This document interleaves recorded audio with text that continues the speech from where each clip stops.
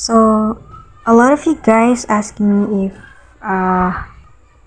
paano ba kumita sa Facebook. So, ang gagawin niyo lang guys is i-turn on niyo lang yung mga professional dashboard niyo, no? So, yung akin kasi dito, as you can see dito is okay na yung dashboard ko. So, na-turn on ko na yung aking dashboard.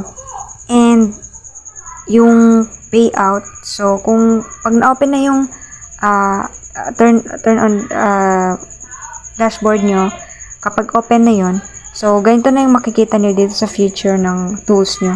Okay, so dito sa monetization, so ito na yung aking monetization or yung tools. So ito na yung mga tools na available sa akin. So yun.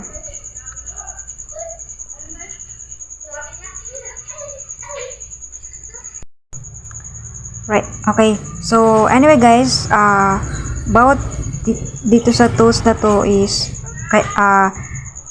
merong mga requirements si Meta. So, yun.